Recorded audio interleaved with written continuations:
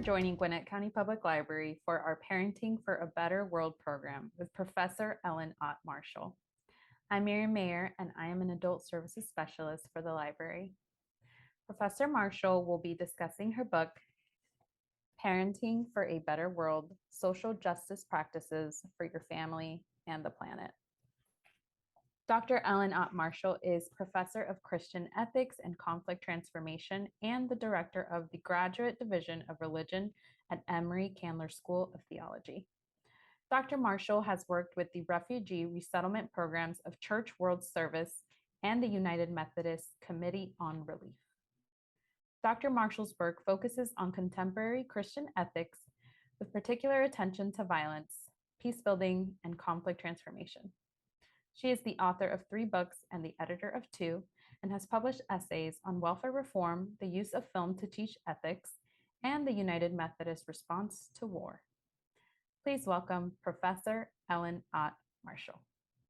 Thank you so much, Miriam.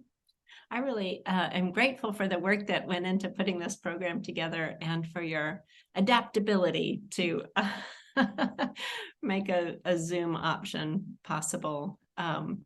This book has been a real labor of love, and it's been so much fun to get to talk about it, introduce our readers to the book and the authors, and even more fun to interact with readers. So I hope that in the future there are ways to interact with patrons who pick up the book and read it. We've certainly been enjoying that, but this is just a real treat to get to talk about it, and I'm grateful for the time. So this is the book. It came out in May of 2022, and it was co-edited by my friend and colleague, Susanna Snyder, Susie Snyder. And we have 11 authors that contributed as well. And so what I'm going to do is just introduce you to the book by way of explaining its sort of backstory, the motivations for the book, and then describe the contents. There are 13 chapters, but each they're varied in many ways, but they also have some common components. That was really important to us when we put the book together. We did want it to cohere, so we didn't want it to feel like 13 very different chapters. So I want to tell you a little bit about the common structure in the book, and then I'll give you an overview of the chapters. It's really hard for me not to talk about all of them because they're just great, but I'll try to restrain myself and share a little bit about some of the chapters so you have some sense of what's in the book. And then I'll share what for us are some key takeaways, some lessons or insights or learnings that we hope readers gain from spending time with the book. And then the last thing is just to give you some suggestions for how to use it. We have a website for the book, which is on the screen there, parentingbetterworldbook.com. And so I'll point you to that website where you'll find a discussion guide, and then also make some suggestions for how groups can organize themselves around the book. So that's the overview. So throughout these slides, you'll see pictures of the contributors and our families. And we got permission from all the writers to share their family pictures. We actually put them in the book. Where books usually have contributor bios, we have contributor bios and also a little scrapbook. So you have the pictures of our families in there. So feel free to enjoy those pictures as I scan through. The picture in the top is my co-editor, Susie Snyder, and her family. Susie is an ordained priest in the Church of England. She's a lecturer and associate dean at a seminary in England at Oxford called Cuddesdon. And her area is practical theology, and she's written on migration and refugee issues, and also now works on ecological concerns and community gardening. The bottom picture is, that's my family. So my spouse, Tommy, and our 3 kids. Catherine, who's kind of leaning over her dad's shoulder there, is our oldest, and she co-authored a chapter with me. And then the other 2 are our twins, who are in high school now. We find ourselves suddenly parents of high schoolers and a college student. Not sure how that happened, but that's my family there. So Susie and I have known each other for about 13 years. She had a postdoctoral fellowship at the Candler School of Theology at Emory, which is where I teach. And we became friends then and sort of colleagues in theological education and in Christian social ethics, which is our field. And we have just stayed in touch ever since then, while Susie sort of moved around to the Northeast and to Texas and then back home to England. During COVID, we started a writing group that we called Moms Writing. And we invited other friends of ours who were trying desperately to keep our research and writing projects moving forward in particularly the lockdown year of COVID, while also providing, now 24/7 care to kids. And so that one thing that Susie and I really wrestled with in that year, which will be familiar to your readers and to you, Miriam, I'm sure, is this sense of trying to juggle to be a fully present and attentive caregiver, and also to respond to other desires and hopes that we have for engagement in work outside the home and social justice activism outside the home. So that sense of being pulled between sort of the work of caregiving and the work of the world, broadly construed, is part of what was really motivating this book. That was kind of the struggle that we felt, our friends felt, our colleagues felt, and we wanted to try to give some attention to it. We also found that just in our writing group, sharing that struggle with other moms in particular was really helpful. I mean, it broke through the kind of isolation of it. It gave us insights from one another.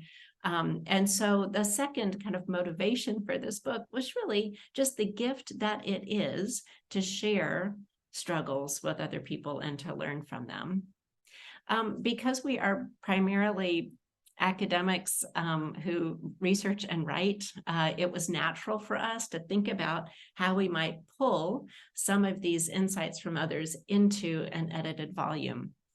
And so we started then reaching out to colleagues in ministry, in higher education, and in social justice activism, people who were obviously engaged in the world for the work of social justice, and also really attentive caregivers in the household. And so we started reaching out to people to see if they were interested in contributing to a book like this, and they said yes, which was remarkable, especially during the lockdown year and the year after of COVID, when people were just struggling to, again, do all of the work. That they would also say yes to an additional writing task was remarkable, and also I think underscored the reality that this is just a meaningful question for a lot of people.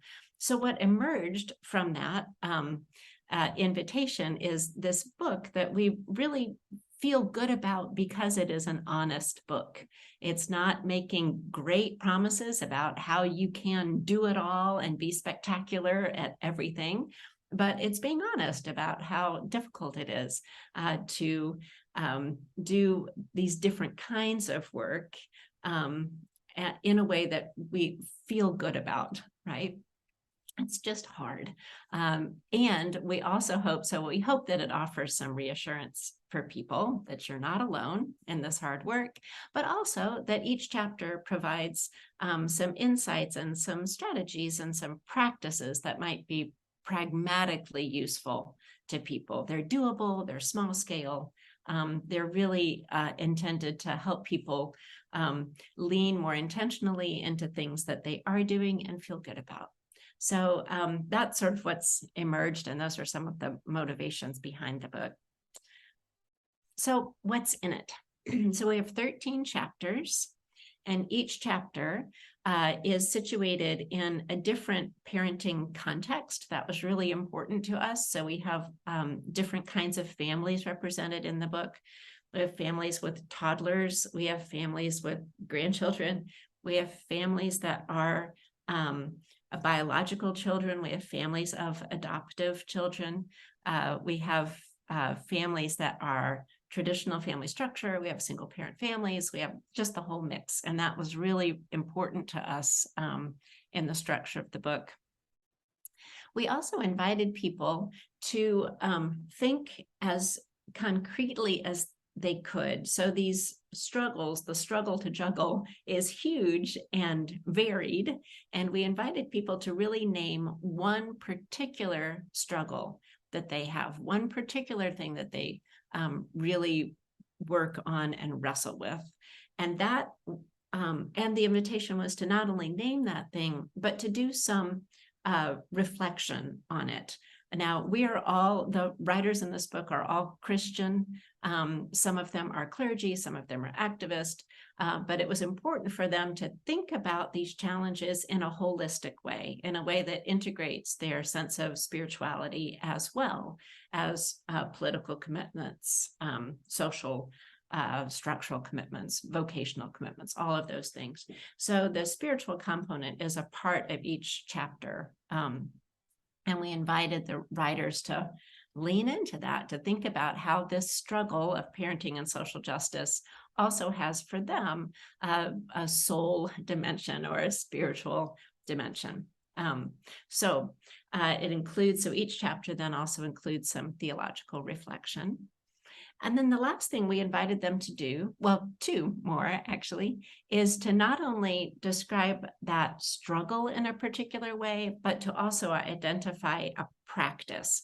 So something that is not just an item on a to-do list, right? A practice has kind of more weight to it. It's something that you're sort of inculcating, that you're doing repeatedly in order to shape yourself, your family, your household, right? So it has a practice has a kind of shaping or formational quality to it.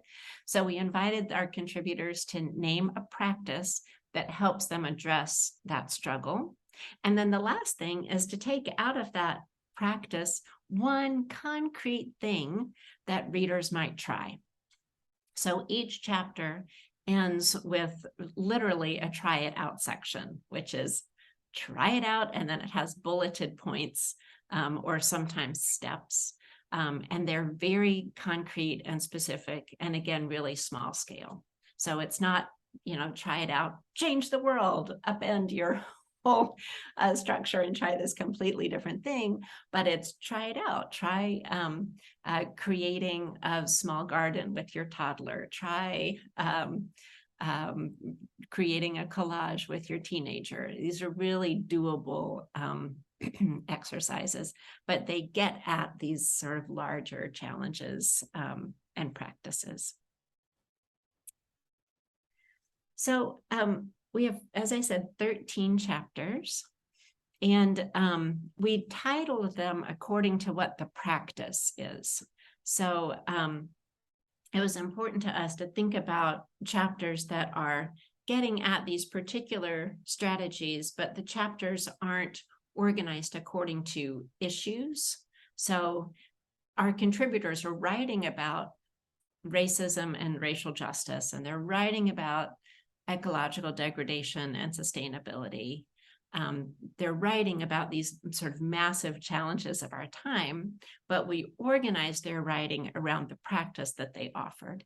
So Ginny McDonald, who is in the left top picture there, writes this really beautiful chapter about cultivating kindness with her son. And it's kindness to self. So when she was writing this, he was 2. So she's helping him to cultivate kindness toward himself, toward the other, and toward the world.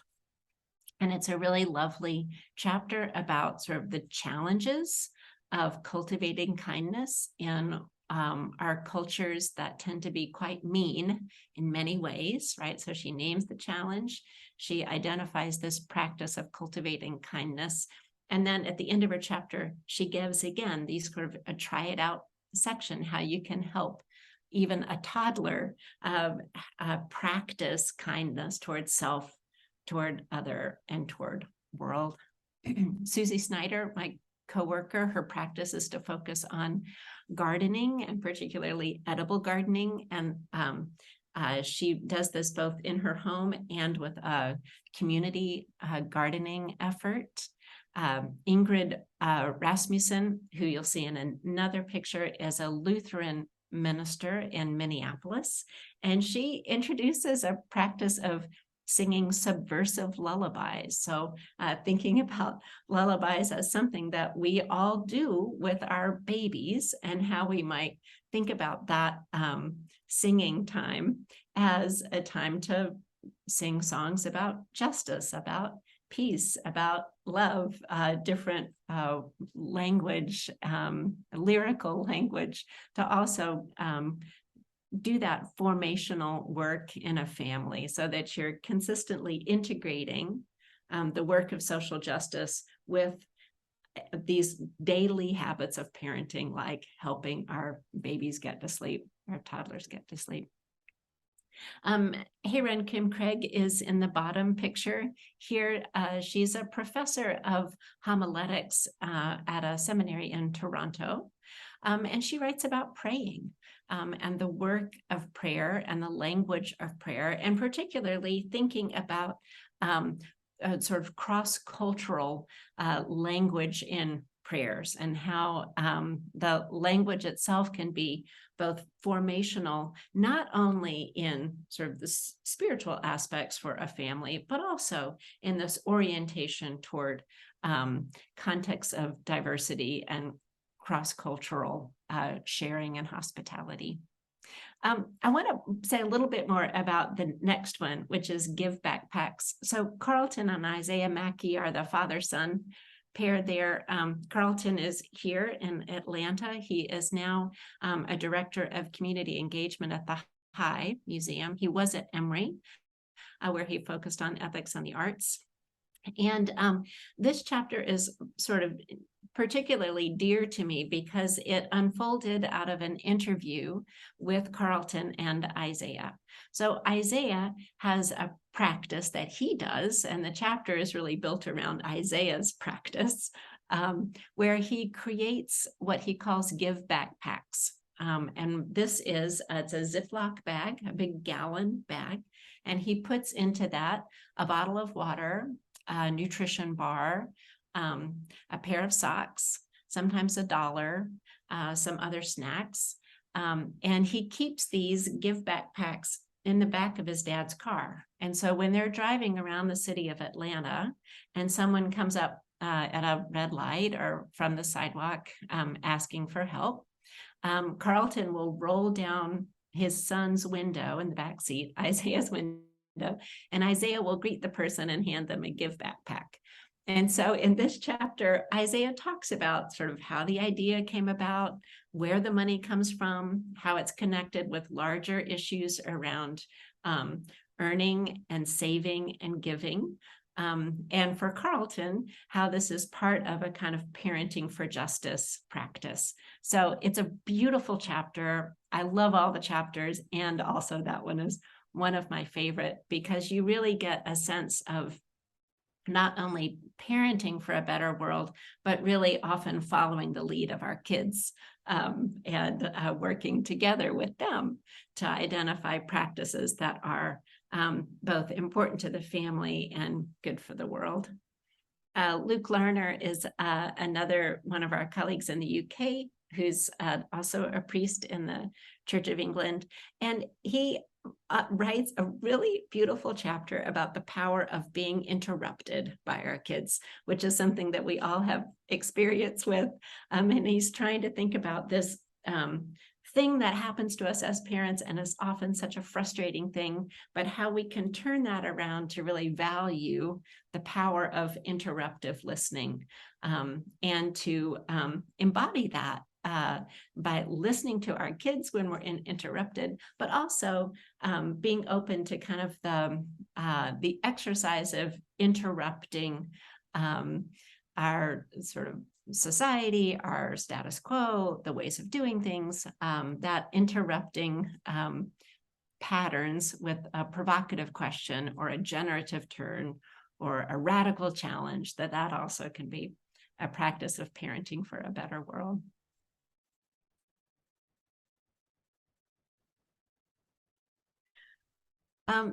Okay, I'm going to try to restrain myself again. You can see it's hard for me not to talk about all of them. Let me lift up a couple here.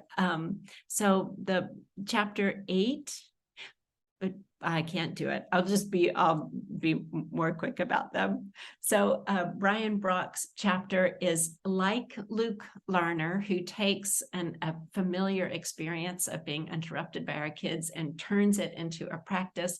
Brian does a similar thing with waiting. So one of the features of family life, especially in Brian's case for a child with who is living with a differently abled body, is an experience of waiting, that we are often waiting for one another. And Brian sort of, again, leans into that familiar feature of family life to talk about the importance of waiting for one another as an act of solidarity, as an expression of care for our family and for our communities. Anton Flores Masonette is another Atlanta person. He's the founding director of Casa Alterna, which is a community that provides hospitality for migrants. And part of what Anton does, this is his family in the top picture. He has lived in with his biological and adoptive family, has lived in intentional community with migrants for years. And so he writes about practices of hospitality that have shaped his family. And so his chapter has a little bit of a different feel for it, because he begins with sort of the actions in the world that his family has been a part of, and then shares the way that activity has shaped the way they are family and shapes their understanding of family. So again, it's his chapter, like so many of these, have a really kind of beautiful movement between family and world, household, society, and you really feel that movement in Anton's as he talks about what pilgrimage means and what reverse pilgrimage means. So pilgrimage out into the world, and the reverse pilgrimage is the experience of these experiences in the world then shaping the family that we are. Leah Gunning Francis is, you've seen her picture already. She is a dean and professor of Christian ethics at a theological school in Indianapolis. And she writes about street protesting with her 2 teenage sons. This is a African-American family, and so she is wrestling with the work of empowering her sons in a society that continues to frame their bodies as suspect. So she really connects this theme of self-esteem with the work of street protesting. And her try it out section at the end of her chapter is very practical. Like, this is how you involve your kids in street protest. This is what you sort of take into account. This is what you think about as you move into this kind of work with your older kids. Melissa Pagan is a professor of theology and ethics on the West Coast in Los Angeles, and she is working in her chapter also in the context of racial justice work, and particularly violence against Black and brown bodies. But what she's writing about is the importance of helping our children perceive all people as grievable. So helping our kids to sort of feel grief and mourning in the wake of persistent violence, particularly against Black and brown bodies. It is a really beautiful, it's a very moving and hard chapter, a beautiful chapter. The next chapter is mine. I'll just say quickly, it's a practice that my oldest daughter, Catherine, and I write about, which is using meditation with collage. So using the art form of collage to help kids process contradictory emotions. Collage is it's something that we all do with kids early on. You're always tearing up paper and gluing it on other paper. It's a totally doable thing. But as a practice, it is a way for us to think about how you can put contradictory things in one place and feel that sort of tension between them and not feel compelled to resolve it. So meditation with collage. Keith Hebden is an organizer with Citizens UK in England. And he writes also with his teenage daughter, Martha, about the experience of community organizing. So here we have a chapter that's moving a little bit from protesting into the ongoing work of community organizing for change. And his chapter moves back and forth between Keith's observations and Martha's observations as being a kid involved in this work of community organizing. The last chapter is by Don Salyers, whom your patrons may know.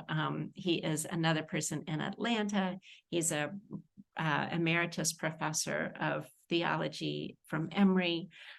He has 4 daughters. One of them is the Indigo Girls, Salyers. And so he writes about the experience of raising 4 daughters with his spouse and the role that music making played in their formation as a family, both in the work of social justice and in their family lives. So he talks about 2 practices, music making and just the value of conversation around the table. So as I said, I obviously have a hard time talking about just a few of these. It's a great collection of writing from really wonderful people, and it's honest and thoughtful, and as I said, hopefully very, very practical. So let me just name a couple of some key takeaways from the book and then tell you how to make use of it. So the first one is that what I said in the beginning, I really meant that this is not a book that is making great promises about how you can do it all, but it really is a book that's intended to underscore that things are hard and that good enough is okay. That often what we're trying to do is sort of the best we can in very small scale every day, so that those small everyday things matter. Kindness matters. Waiting for one another matters. Planting one pot matters, right? One bulb, one flower matters. That these small things matter. And if you take seriously the language of practices, then that all gets underscored, that these practices are not huge things. They are the small everyday things that we do with intention and care so that we shape ourselves, our families, our communities into the people that we want to be, into the world that we want to see and raise our kids in. The third is that spirituality and social action are connected. So this is, as I said, the writers in this book are Christian. The book is not about Christianity, but it is about integrating social action and spirituality, whatever that is for you. So we hope that this kind of practice of thinking about the work of parenting and the work of social justice also as a matter of spiritual commitment and part of your sort of holistic way of being, we hope all of that makes sense to readers and that they can see the spiritual dimension of their parenting and social justice work. A lot of our chapters do talk about spiritual practices, and they're written in a way that they're completely integrated. So it's not that you have sort of a moment of meditation and then you do the street protest, but that all of these things are integrated fully. So contemplation and social action are of a piece. They're not two separate things. Spirituality and social action are connected.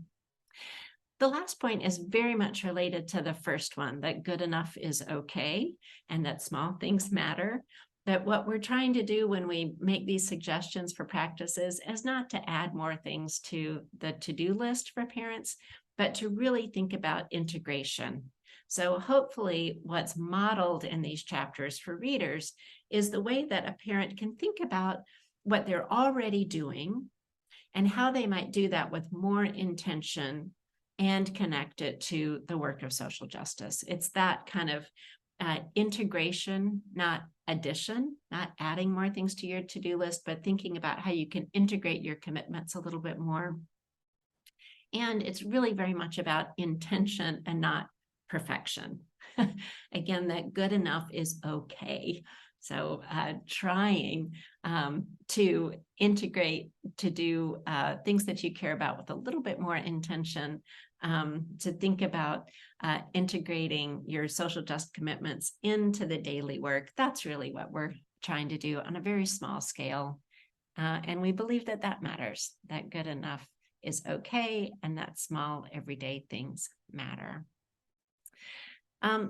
So how should readers use the book? This is it's intentionally a very practical book. Each chapter is about 10 to 12 pages. They're not big, long chapters. They end with this very straightforward try it out section at the end. So what we encourage people to do is not to sort of sit down and fly through it, but to really take your time with it. So you might read a little bit at a time, sort of in between and around all of the other things that you're doing. You might, what we really hope is that people do try out the suggestions, but also that they come up with their own, try out different things, sort of adjust the proposals that our authors suggest, tailor them to your own context and your own commitments. We are finding that it's a good group. It's a good book for groups. So we've been meeting with some church groups and some book groups, and that they're using it in a lot of different ways. Some of them are gathering just monthly and they're reading, 2 or 3 chapters at a time. Others are gathering on Saturday morning over a series and again, reading 1 or 2 chapters, just a little bit, kind of bite-sized. But we really encourage for each of those groups to really use that time together to also name your own struggles and practices and strategies. So to use the book as a way to open up conversation among parents, we're finding that to be really important and helpful. On our website, there's a discussion guide that's created by Amy Lazzaroni, who also did this whole PowerPoint for us. And it's a wonderful discussion guide. She's got questions for each chapter.